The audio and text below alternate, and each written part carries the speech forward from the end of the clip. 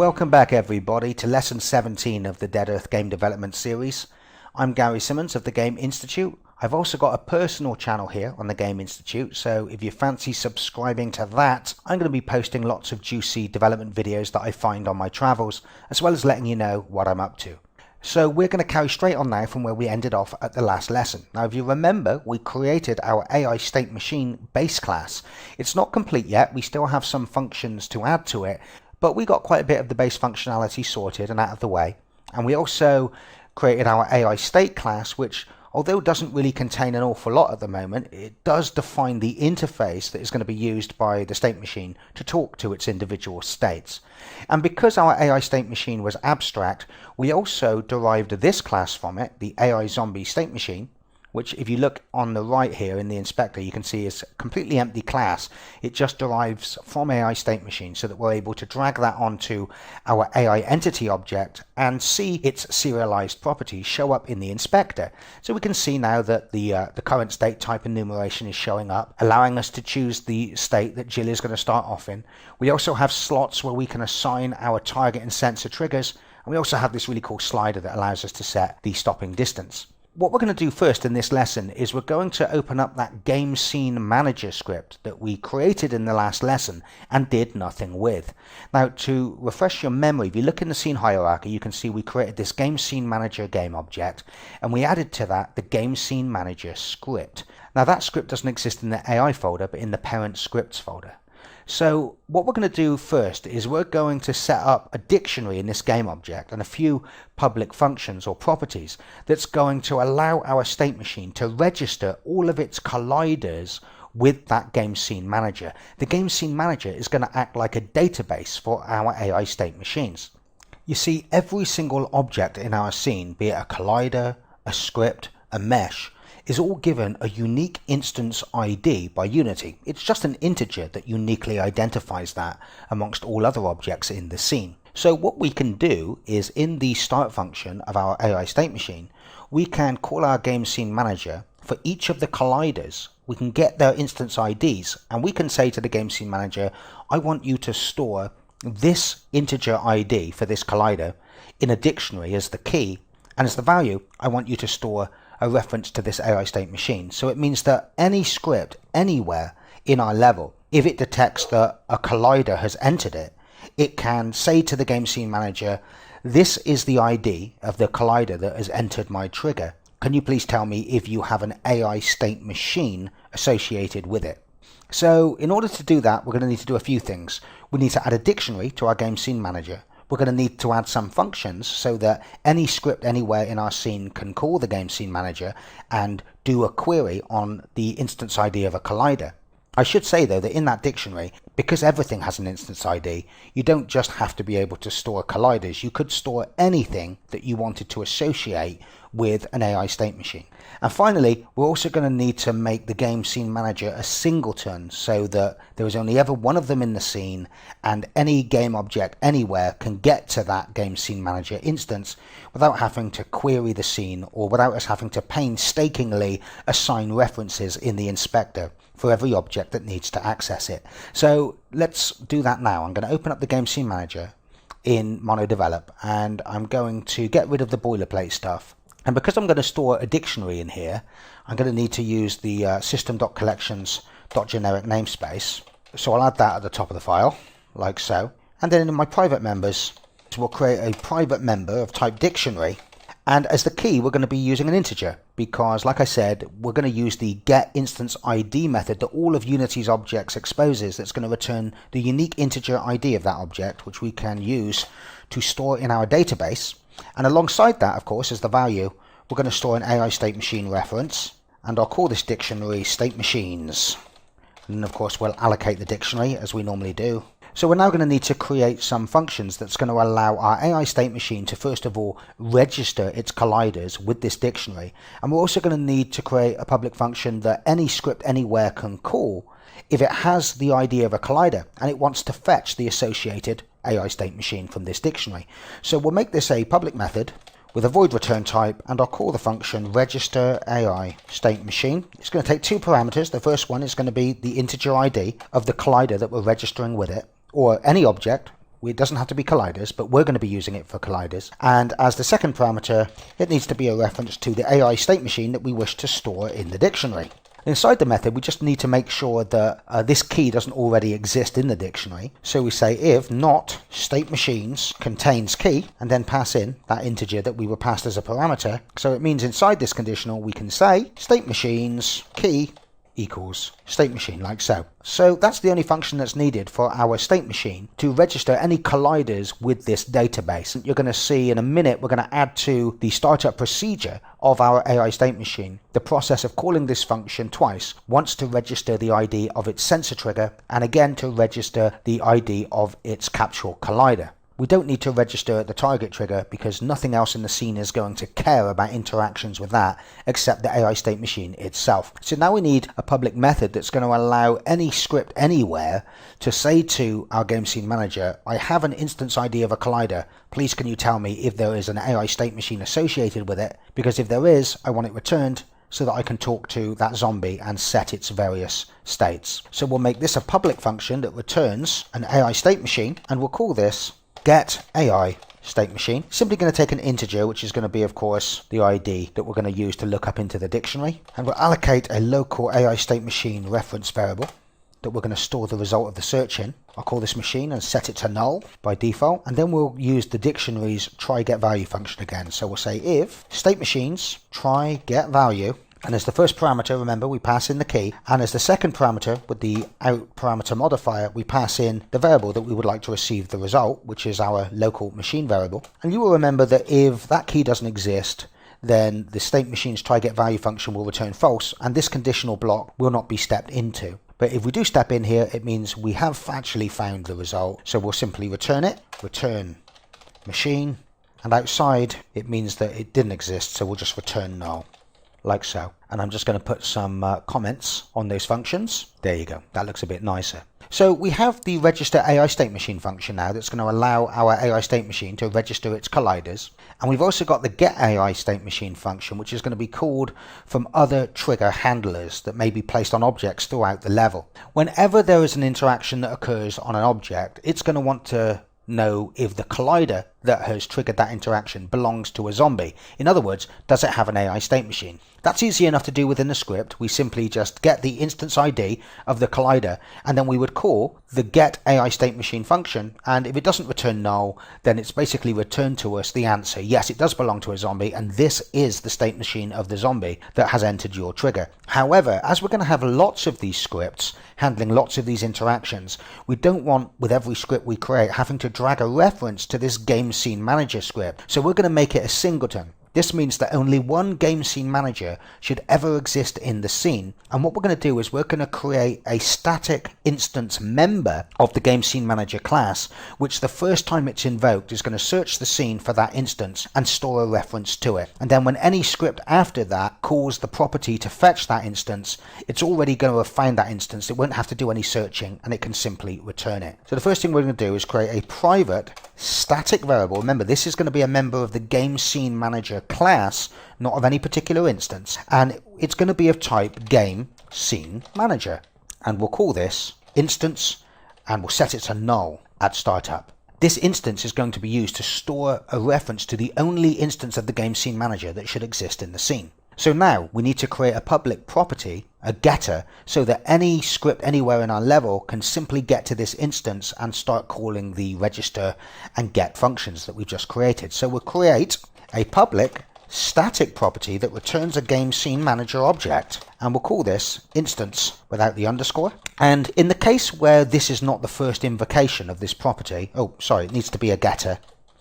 So the very first time this instance property is invoked, our instance member is going to be set to null, in which case we need to do a very time-consuming search of the scene to find the only game scene manager component on a game object and store it. But we only want to do that if instance is null, which means that every other time that this property is called after the first time, we're already going to have cached that instance, and we can simply return the instance like so. So that is nice and quick. Like I said though, the very first time any script anywhere in our level tries to access this property, we do have to do the lengthy search. So we'll say if instance equals null, then instance equals, And we're going to use the find object of type function supplied by Unity, but this returns a generic object. So we're going to need to cast the result back to the correct type of Game Scene Manager, like so. And then we'll use the find object of type function, and it takes a type. So we'll say type of Game Scene Manager, like so. So as you can see, the very first time that this instance property is called,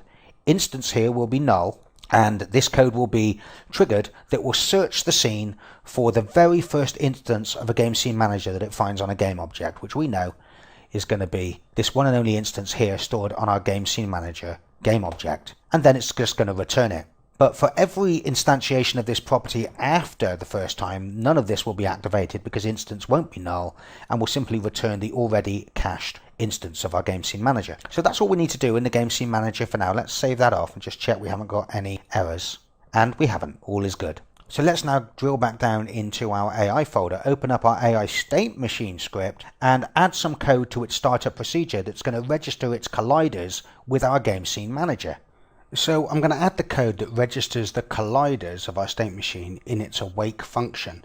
And remember, the colliders that we want to register are our sensor trigger, which is that great big sphere collider that's going to be causing lots of threats to be registered. And we also want the collider as well, which is the capsule collider that's on the object itself. Like I said, we're not going to register the target trigger because the target trigger is never going to be something that's processed by any external objects.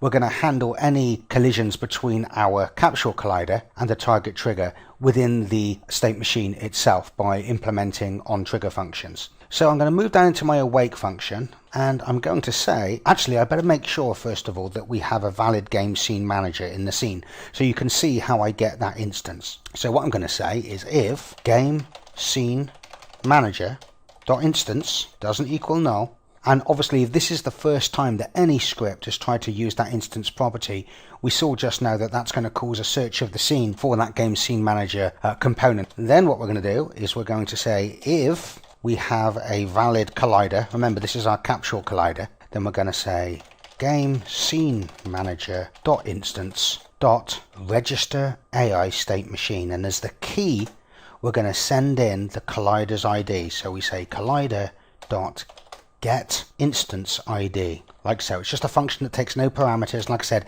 every Unity object supports that function, so that's going to pass in the unique integer ID of our capsule collider. And then of course, what state machine do we wish to register? This state machine. And we'll do the same with its sensor trigger. So assuming we have a valid sensor trigger reference, then we're going to do exactly the same again.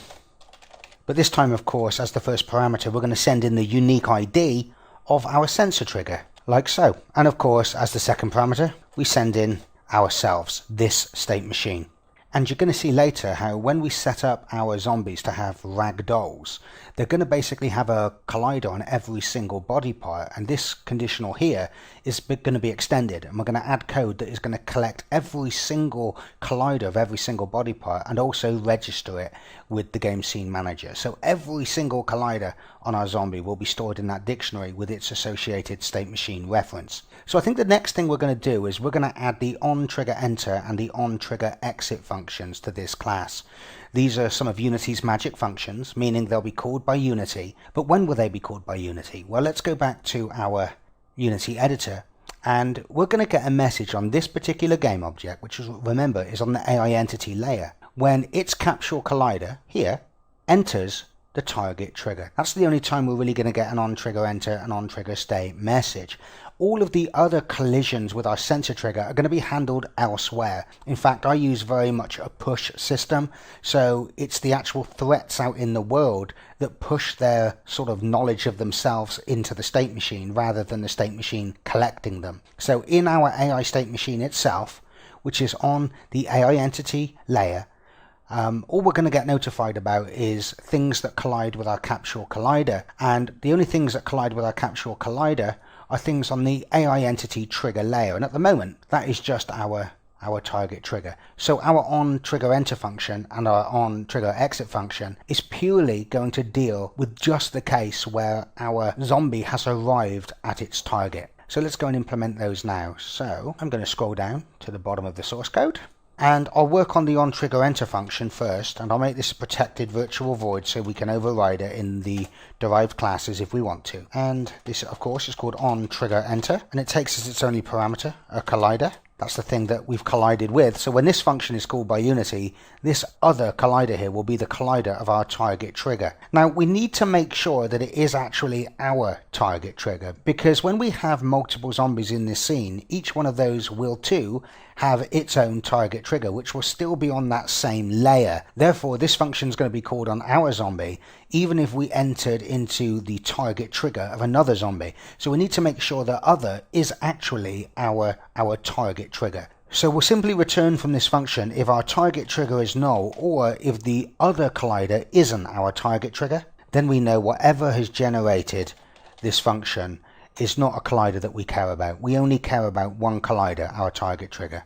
So what do we have to do here? Well, pretty much nothing other than let the child state know that we have reached our target trigger. Then it can decide what it wants to do about that. So we have a method in our AI state base class called onDestinationReached.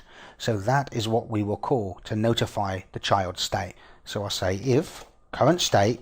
We can't obviously pass a message to the current state if the current state is null, so we need to make sure we do have a valid current state, and we'll say current state onDestinationReached true, letting it know we have entered our target trigger.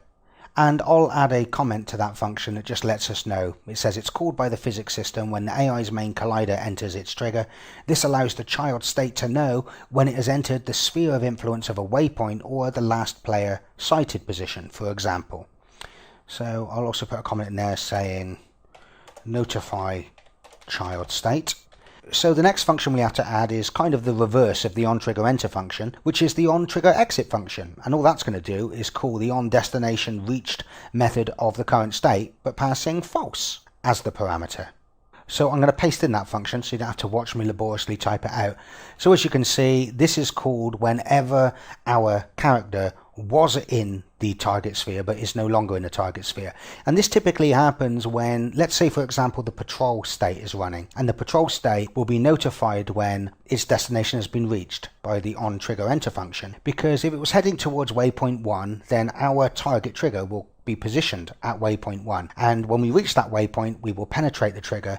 This method will be called, our child state will be called, and our patrol state will know that in its onDestinationReached function it has to fetch the next waypoint from the waypoint network and then call the parent state machine's setTarget function, which will then reposition the target trigger to the next waypoint in the list. And at that point Unity is going to determine we are no longer inside our target trigger. This method will be called, and the onDestinationReached method of the child will be called and set to false, so it has a chance to do anything in response to that. So we've seen how the AI state machine uses Unity's onTriggerEnter and onTriggerExit functions to trap any messages to do with its own capsule collider, which based on how we set up the collision matrix means that it's only going to get notified with collisions between this capsule collider and triggers that have been assigned to the AI entity trigger layer, which at the moment is just our target trigger. So how are we going to handle the AI state machine knowing about things that have entered its sensor trigger? Well, we're going to handle this on the sensor trigger game object itself. We're going to write a script here that traps the onTriggerEnter, stay and exit functions, and that script is going to essentially maintain a reference to its parent state machine,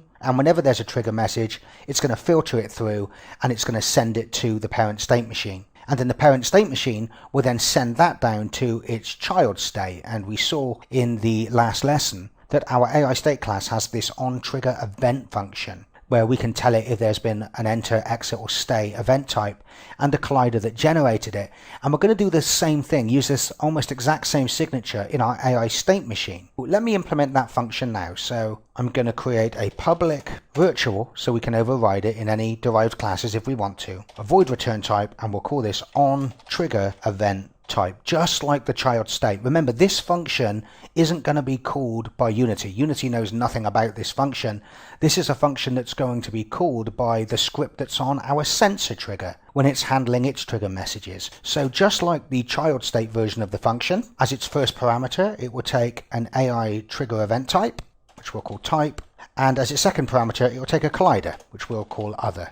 and that will contain a reference to the collider that has essentially entered our sensor trigger, although we haven't written that code yet. And inside the function, all it's going to do is just hand this message straight down to the currently active state. So assuming the current state isn't null, it's just going to say current state on trigger event. Oops, sorry guys, I've got that wrong. That should be on trigger event, not on trigger event type, just like the child state. And we just pass in the type and the collider. So as you can see, it just passes the message on to the state that's currently active. And this method is going to be called by the sensor script for on trigger enter, on trigger stay, and on trigger exit event types. So they're all just combined into a single function call that we control the calling of. And it also means that we can filter out anything we don't want the AI state machine to know about or care about inside the sensor script. So what we've seen really then is how our sensor script passes trigger information into the currently active state, even though they have no direct connectivity. So let's now do something with our sensor game object, which has that sphere collider on it, because since we created it and added it to Jill, all we've done is assign that game object to the AI trigger layer, but we've done nothing else with it. In fact, since we created that AI trigger layer, I don't think we've even set that up correctly in the physics manager, so we should probably do that first by going to the edit menu, the project settings submenu, and then choosing physics to bring up the physics manager. And as you can see, the AI trigger layer is currently set to be collidable with every other layer.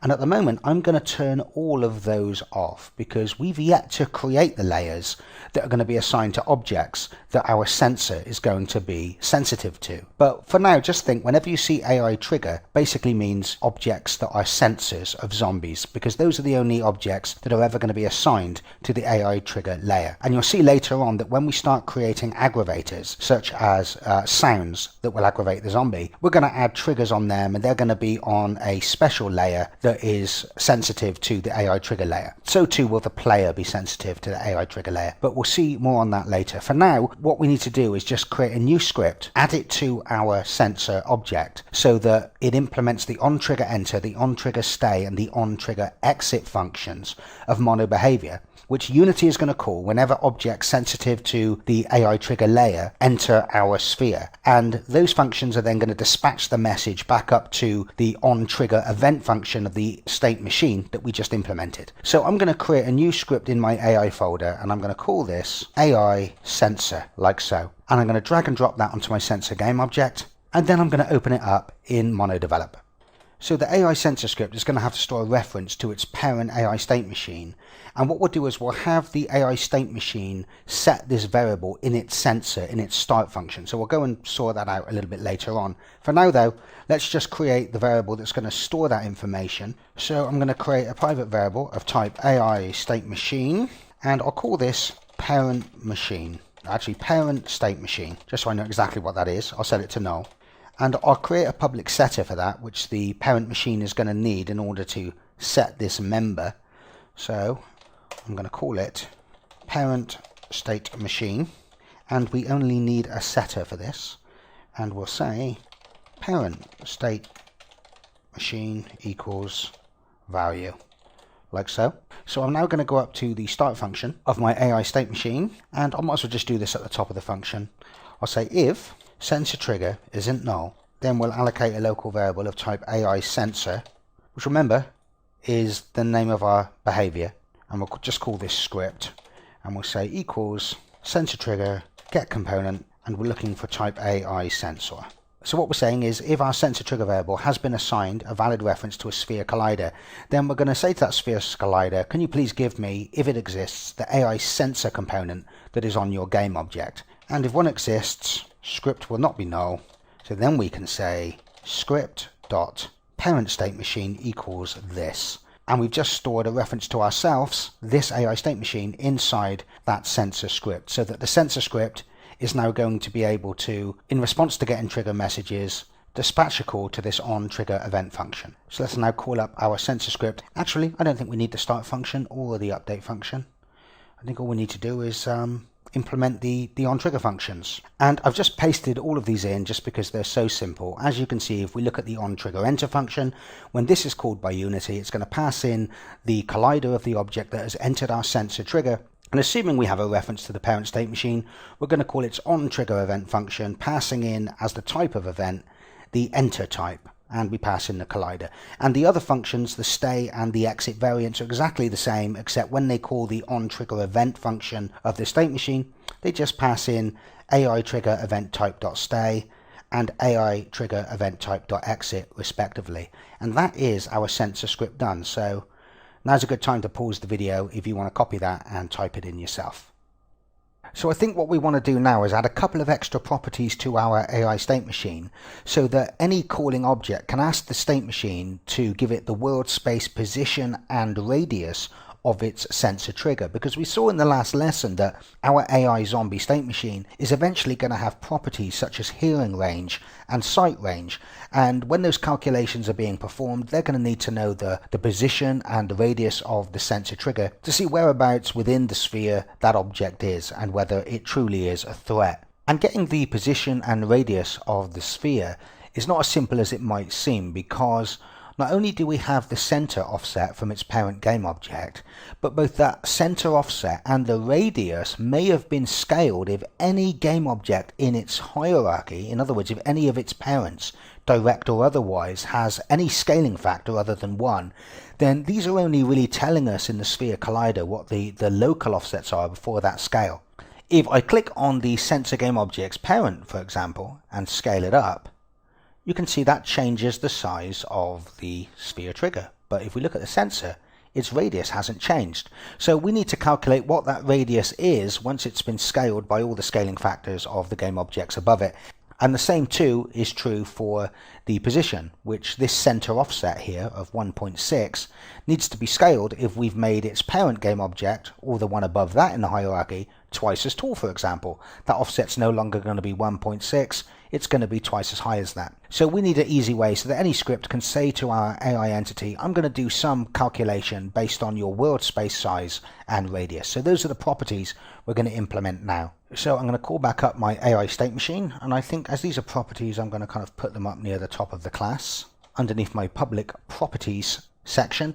And the first property I'm going to create is going to be the one that calculates the world space position. So this is going to return a vector 3, and I'm going to call it sensor position, and all we need is a getter for this, and we should do a check really just to make sure that we have a valid sensor trigger. So we'll say if sensor trigger equals null, then just return as the position vector 3.0. Otherwise, we're going to first of all get the position of the sensor trigger's game object. So we say vector 3 point equals sensor trigger dot transform dot position, and then we need to adjust each of the components of this point, factor in the scale that may have been applied to this game object from the scaling of any of its parents.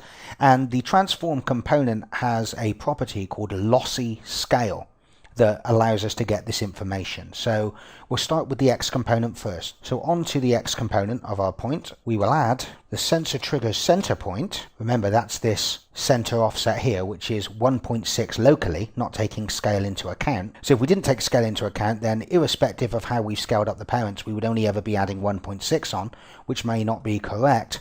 But then we multiply that center offset by sensor trigger dot transform dot lossy scale dot x, and the lossy scale vector is basically just something that is calculated as the hierarchy is being concatenated, as it works its way down the hierarchy, and when we get to the child, it tells us what the basic scale is that's been applied to it throughout the entire traversal of the hierarchy. So that's exactly what we want. And then what we'll do is we'll do exactly the same for the Y and Z components, remembering of course to change the components to the correct type. Oops, actually I've made a mistake there.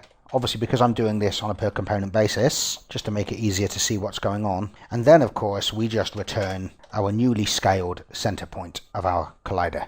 Now, calculating the concatenated scale of the radius is a little bit more tricky, because if we click on our sensor game object, we know, of course, that the radius is just a float. But its transform, and in fact, any of its parent transforms, can have a different scale on the X, Y, and Z axis. So if I scale down the X component, you can see that doesn't affect the radius at all. But if I scale up the Y component, you can see it grows to contain the y component. But then if I scale up the x greater than the y, it seems that the largest component out of the three components is used to scale it. So we'll do the same thing. Okay, we will take whatever the maximum scale is of that lossy scale that we get from the transform, and we'll use that to scale the radius. So what I'm going to do is I'm actually just going to paste this function straight in so we can get straight down to studying it. And as you can see, it's a public float property called sensor radius. It's a getter only, and we first say if the sensor trigger hasn't been assigned, then just return 0 for the radius. However, if the sensor trigger has been assigned, then the first thing we do, actually let me just move that over so it's a bit easier to read. I calculate the first radius value by saying I want to take the max of the sensor radius multiplied by the lossy scale x component and the sensor trigger radius scaled by the sensor trigger lossy y component. So it will be whatever is the largest using both the x and the y components of the lossy scale. But of course we haven't factored in z, so once we've got the largest stored in radius of x and y, we then do a final max test between our radius, which remember is the max between the x and y lossy scale, and sensor trigger radius multiplied by lossy scale.z. So we're just making sure that we take whatever is the maximum value from scaling our sensor radius with lossy scale x, lossy scale y, and lossy scale z. And then of course we return whatever that maximum value is. I think that should generate exactly the same result that we see in Unity's scene view when we change the scale of its parents. So I'm just going to stay on this section of the code for a moment so that if you're following along with me, you can pause the video and type this in. Gives you a place to pause. And then what I'm going to do, if I bring up the AI state class, you can see there's still some functions here that we haven't set up messaging for in our AI state machine. We haven't made a function yet that calls onAnimatorUpdated, and we haven't done one that calls onAnimatorIKUpdated. So I think those will be the final two event handlers that we have to handle in our base AI state machine class. So let's move down to the bottom of the code and add them there. Now we saw, I don't know how many lessons ago it was now, maybe 2 or 3, that if we have a mono behavior on a game object that has an animator, and that animator is using root motion, then in order to stop that root motion being automatically applied, but instead have a place where we can do something with that root motion ourselves, we just have to implement a function called onAnimatorMove. So we're going to do that now in our AI state machine. So it's going to be a protected virtual void called onAnimatorMove. And you'll remember this function took no parameters. And there's nothing we want to do with the root motion inside our base class of our AI state machine because we don't know what the current state might be wanting to do with it. So what we're literally going to do is just dispatch that event straight down to our currently active state and call its onAnimatorUpdated function. So in our AI state, that onAnimatorUpdated function is exactly the same to us as the onAnimatorMove function would be in a mono behavior. It allows us to fiddle around with the root motion and do what we want with it. So going back to our state machine, that's going to be a pretty easy function to implement. We just say assuming the current state is not null, then we say current state onAnimatorUpdated, like so. And remember, this is one of those magic functions that Unity will call on a mono behavior if it's implemented once the root motion has been calculated but before it's been applied to the game object. So we want to trap that here, and we don't want to implement this method in all of our states, or otherwise that function is going to be getting called in all of the states, even the ones that aren't active. So that's why I trap it once in the state machine in this function, and then I just pass it to the currently active state using our own version of that function called onAnimatorUpdated. Now I'm going to implement another function of mono behavior which we've never seen before, and we won't do anything with yet, but we'll see it being used later when we start implementing our states. It's going to be a protected virtual void, and it's going to be called onAnimatorIK, IK being short for inverse kinematics. And this function is called by Unity just before Unity is about to update its internal IK system. So this is the place where we can jump in at the last minute just before this happens and alter the IK goals and their weights. And this function takes an integer parameter, which is the layer that it's being called for in our animator controller. So I will call this parameter layer index. Let's be honest, we have no idea how to use this yet. I haven't talked about it, and we will talk about it later on. But I don't want to get distracted with this discussion now, because all the base class is going to do is just notify the currently active state that if it wants to, now would be a good time to contact the animator and tell it to set some of its IK goals. And if you don't know what I'm talking about when I say IK goals, don't worry about that either. Of course, the function that we implemented in our AI state class was a function called currentState.onAnimator IK updated, like so. Now, we've also seen in previous lessons that when we're using a NavMesh agent, by default the NavMesh agent will automatically update the position and the rotation of the game object. But we also saw how we can tell the NavMesh agent that we only want it to update the position, or we only want it to update the rotation, or we want it to update none of those things.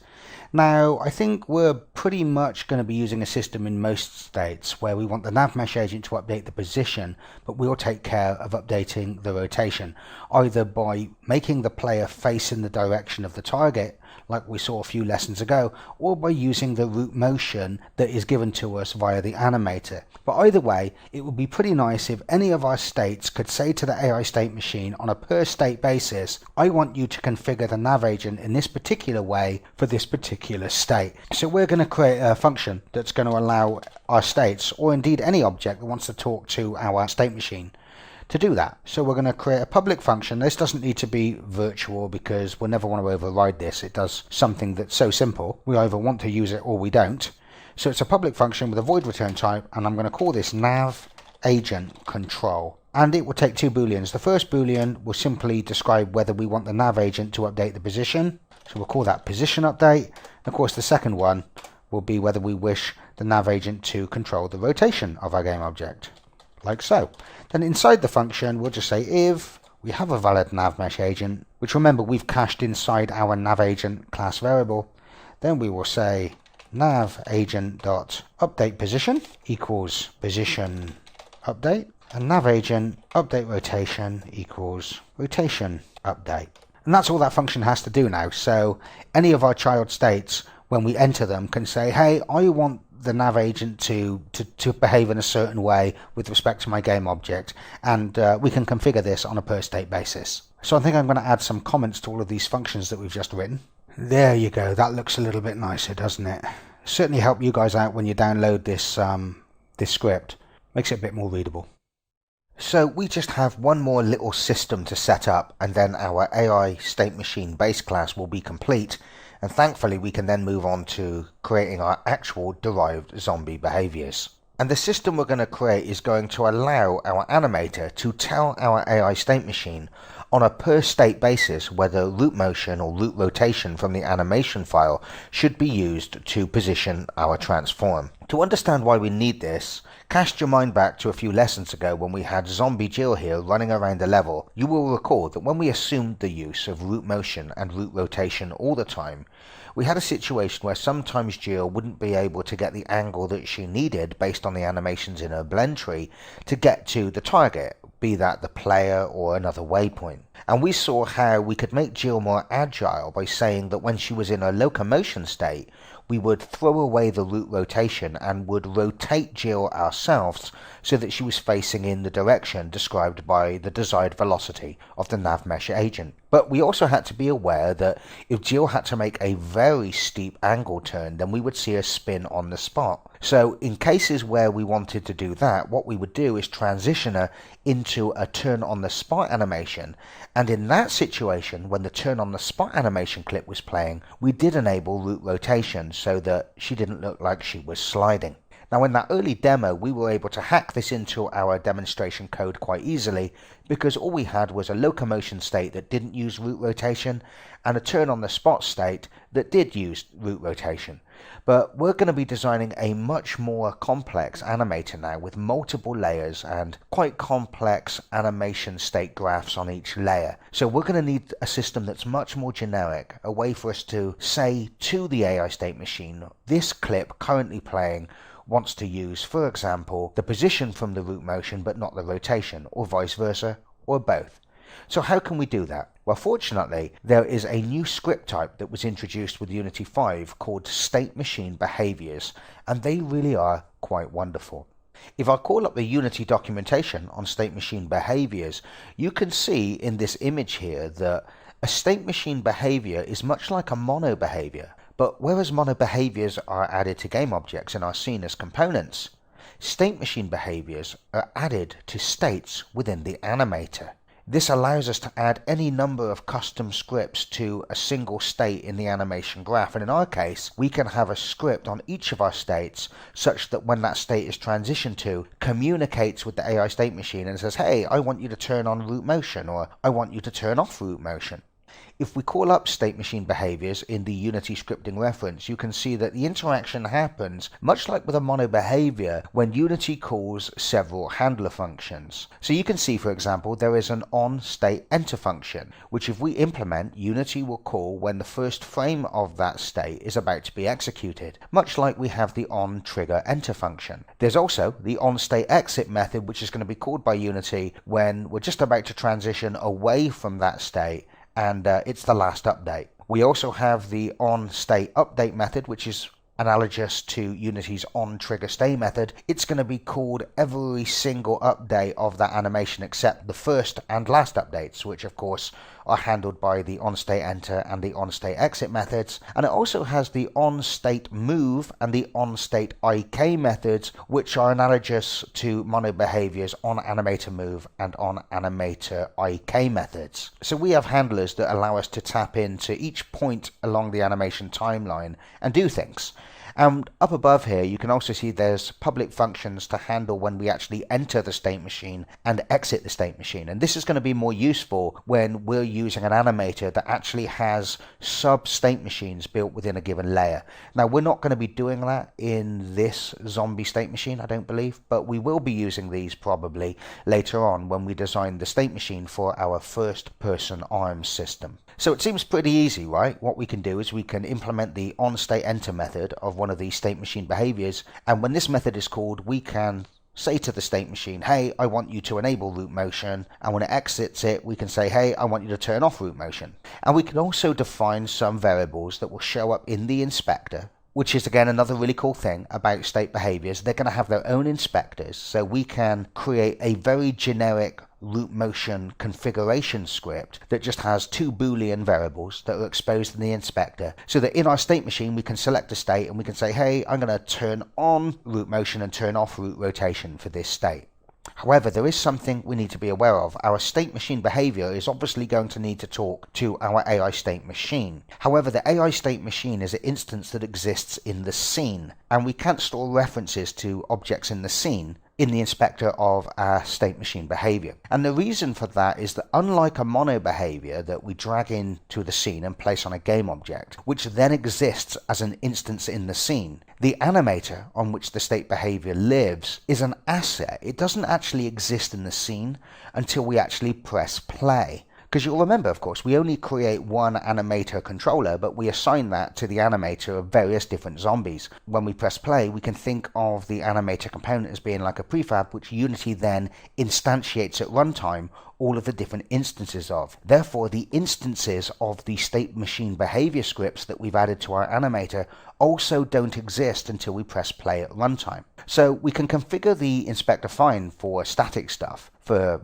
setting variables like integers and booleans, but if we want to store a reference in our state machine behavior to our AI state machine, we're going to have to do that another way, and we're going to have to forge that relationship at runtime. So let's start the process of implementing this by adding two new variables to our AI state machine that are going to log the requests for root position and root rotation from the animator. Now you might think, well, we can just make these two booleans, but you see we can't. Instead, we're going to have to implement a reference counting mechanism. You see, we have to remember that the animator is multi-layered. So let's pretend that we had an animation state that was playing on the base layer that has said I want both root position and root rotation to be used from the animator. Using booleans, it would contact the AI state machine and set both these booleans to true. But let's say then that some event happens in the game, such as a cinematic sequence, and that triggers a parameter in the animator that causes the cinematic layer in the animator to override what is currently playing on the base layer. But let's also assume that in order for the animation clip on the cinematic layer to play properly, it doesn't need to use root rotation. So it contacts the AI state machine and tells the AI state machine to set root rotation to false.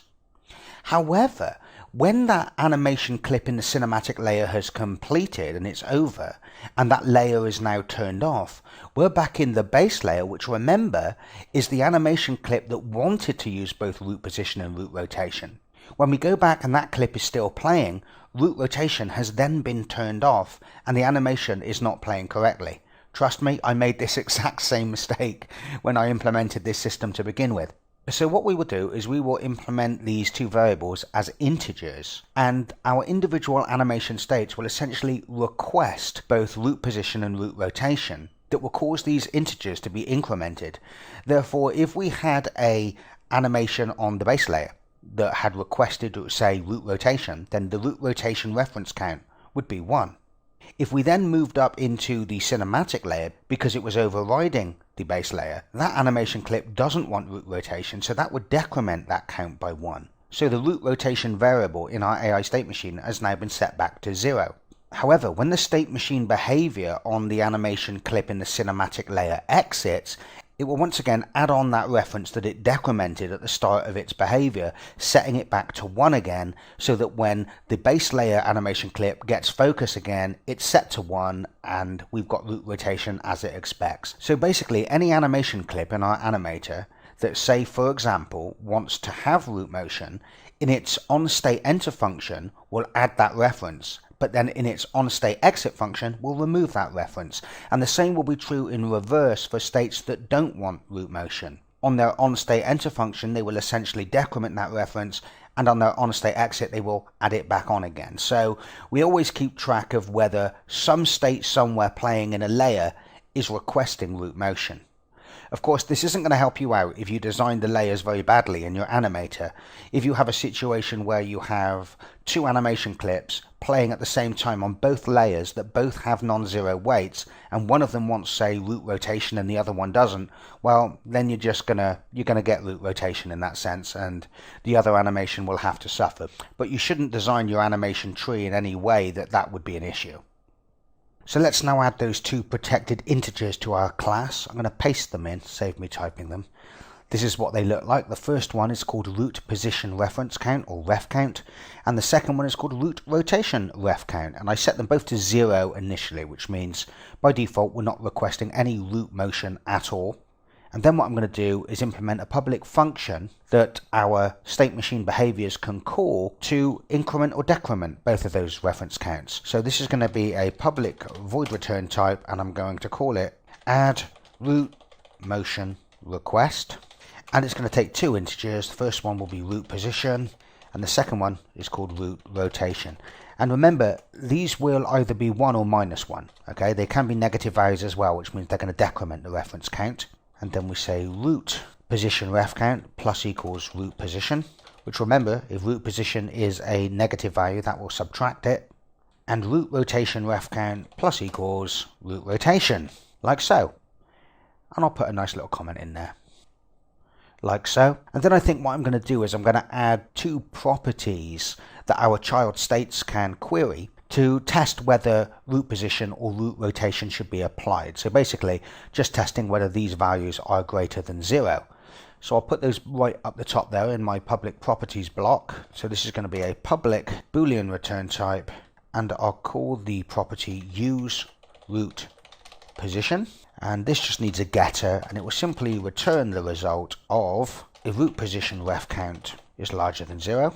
And then of course we'll add another public property to do exactly the same, but this time to query whether the root rotation reference count is larger than 0. So turn So I think we've pretty much implemented everything we need to put in the base class. I may be wrong about that, we may need to come back later, but we've certainly put everything I can think of in it for now. We have a means for our state behaviors in our animator to request from the AI state machine that it increments or decrements its root position and root rotation reference counts. And we also have two public properties so that our child states or any object can query whether root rotation or root position should currently be getting applied. So I'm going to save that off, and then what I'm going to do is I'm going to go and create our state behaviors that we can then add to the states in our animator. So back in the Unity editor now, inside my AI folder, I'm going to create a subfolder, and I'm going to call that State Machine Behaviors. And I'm going to drill down into that, and I'm going to create our first state machine behavior. Now, although we know we need to already create a state machine behavior that's going to configure the root motion on a per state basis of our AI state machine, it also seems to me that we may down the line want to create other state machine behaviors that interact with our state machine in a different way. But there is going to be some common link here, and that is irrespective of the state machine behaviors that we create that are going to manipulate the properties of our AI state machine, all of them are going to need to store an AI state machine reference. So what I'm going to do is create a very simple state machine behavior base class that literally just contains that reference to an AI state machine. And then what I can do is I can derive my state machine behaviors from that, and you'll see why that's important in a moment when we get to the point where we start setting that reference at runtime. So I'm going to create a new C# script, and I'm going to call this AI state machine link, like so. Then I'm going to open that up in MonoDevelop. And we want to get rid of all this boilerplate stuff because this pertains to mono behavior anyway, and our AI state machine link class isn't going to be derived from mono behavior at all. It's going to be derived from state machine behavior, like so. Now this is going to be a really simple class. All it's going to do is store a reference to an AI state machine. And the nice thing about having this base class is we know that however many scripts we create that are derived from this, they're all going to need to store a reference to an AI state machine. And in a moment when we go back to our state machine and we add the code that's going to store in this script the reference to the state machine, then we know that irrespective of what this script actually is, we can set that link up very easily for any behavior that's on our states and in our state machine. But we'll see how to do that in a moment. For now, we're going to create a private AI state machine reference, and I'll call this state machine. And we also want a public property that's going to allow our AI state machine to set this for each of its individual state machine behaviors. So we'll make this a public AI state machine, and we'll just call this state machine without the underscore, and it just needs a setter, and we'll just say state machine equals value. Like so. That's all this thing does, just stores a reference to a state machine. So now if I go back to the editor now, we're now going to create our derived class from this, and I'm going to call this root motion configurator. Dun, dun, dun. I'm going to load that into MonoDevelop. Going to remove all the boilerplate stuff because this is not going to be derived from mono behavior, and of course this one is actually going to be derived from our base class, which is AI state machine link. So the first thing I'm going to do is I'm going to add two members that are going to show up in the inspector that are going to allow me to configure what I want to happen to the AI state machine's reference counts when this state is active. So I'm going to serialize this field so it's in the inspector, and it's going to be a private int, and it's going to be called root position, and we'll set it to 0 by default. And I'm going to create another one, once again a private int. As you've probably guessed, this one's going to be called root rotation. And like I said, this is just going to allow us to basically specify what we wish to happen to the reference counts, how we want them to be incremented or decremented. Now in pretty much any case that I can imagine, these values are either always going to be set to 1 or -1. I can't imagine an instance when we would want to assign this script to a state and, for example, have the root rotation incremented by 2 or 3 instead of 1. So we've got that choice if we should ever need it, but I can't imagine it ever being needed. So the first thing we need to do now is we need to implement the onEnterState method that we looked at in the manual earlier. And it takes a very specific function signature like so. on state enter, it needs to be override public with a void return type, and as its first parameter it takes the animator that this is being called for, and it also is passed an animation state info structure which contains information about the animation state that is currently running. So that can be interesting, even though we're not going to use that here. And it also passes the index of the layer in the animator that this state is currently on. None of this information we need to know at the moment. And I've just had a thought. I'm going to just go back to my AI state machine link script a minute. That doesn't need to be private. That needs to be protected because we want our derived classes to be able to access the state machine. What a fool. So inside this function, all we're going to do is we're going to say, assuming we have a valid reference to an AI state machine, then we're going to call its add root motion request method passing in these two parameters. And this is what that looks like. Assuming we have a valid state machine reference, and we pass in root position and root rotation, which as we've discussed will usually be either 1 or -1. So let's now implement the onStateExit method, which has to undo whatever the onStateEnter method did. So the function signature for onStateExit is exactly the same as for onStateEnter, so I'm just going to do a copy and paste there. I'm going to change the name from enter to exit. And all I have to do inside the function is, instead of passing in root position and root rotation, I just pass in minus root position and minus root rotation. So if root position was 1, then when we enter the state, we would add 1 to the reference count. And when we exit the state, we would subtract 1 from the reference count. And that, my friends, is our root motion configurator done. So what we need to do now is go back to our AI state machine script.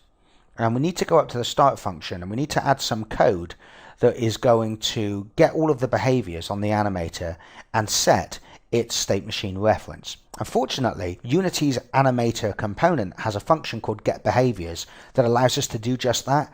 We can call getBehaviors and tell it to give us an array of all of the behaviors that are derived from AI state machine link. So that's what we're going to do. Now I am going to do this in the start function, which is recommended, not the awake function, because there is a chance in the awake function that the animator and the various state machine behaviors may not be set up and ready to use yet. So at the bottom of the start function, I'm going to allocate an array of AI state machine links like so, and I'll call this scripts, and then I will use the animators get behaviors method, passing in as the type of behavior that we wish to fetch any behavior that is derived from AI state machine link, like so. Now I should handle the case where for whatever reason we've erroneously not put an animator component on this object, so I better just wrap that in an if animator conditional. And assuming our animator controller does have some state machine behaviors assigned to its animations that are derived from AI state machine link, then this scripts array, shouldn't be an underline there, is going to contain all of the scripts. So all we have to do now is iterate through them. So we'll say for each AI state machine link script in scripts. So for each iteration of this loop, we're going to be processing one of the scripts and it's going to be stored in this script variable. So what we have to do is say script dot state machine, which remember is that public setter property that we created in our AI state machine link class. And we have to say state machine equals this. And that's it. We've now set up that relationship. And like I said, the reason why it's really cool that we have the AI state machine link base class which stores the state machine reference is that even if we create other state machine behaviors that do other things to our AI state machine, this code will find them all and set the state machine reference for all of them. So really, really cool. So the problem at the moment is we're not going to see anything happening. So we're not going to know whether this is working. So what I'm going to do for the moment is I'm going to go back to my root motion configurator script, and in the onStateEnter method, I'm just going to temporarily wrap that in the if state machine block. And then what I'm going to do is I'm actually going to output the type of the state machine. So if our state machine isn't assigned correctly, then this won't even be executed and nothing will be output to the console. But if it is executed correctly, we should see it output AI zombie state machine, which is the actual type of the state machine that we have added to Jill. So I'll say debug, so I'll say debug log state machine dot get type to string, like so. And if I go back to the editor and select zombie Jill, you're reminded that it's actually an AI zombie state machine script that we added that is derived from AI state machine. So we should see AI zombie state machine get printed to the console window when this runs. But that's not going to happen yet because we haven't added the state behaviors to any of the animation clips in our animator. So with Jill selected, select the AI entity game object in Jill's hierarchy and call up the animator window. So we're seeing the animator for Jill. And what I'm going to do is I'm going to select the zombie idle state. And you can see we now have an add behavior button in the inspector of our animation states. So if I click that, you can now see that our animation states are listed. I'm going to choose root motion configurator, and then what I'm going to do is set root position and root rotation to 1. And if I call up the console window now and press play, we should see, hey, there you go, AI zombie state machine was output. And remember, that is actually output from the onStateEnter method of our root motion configurator. So we know not only is this being executed, but we also know our state machine is being correctly set because it correctly identified its type. So let me get rid of that stuff now. And going back to the editor, of course, we can decide to do that on whichever states we want. So I'll select the turn left animation and I'll add root motion configurator to that as well.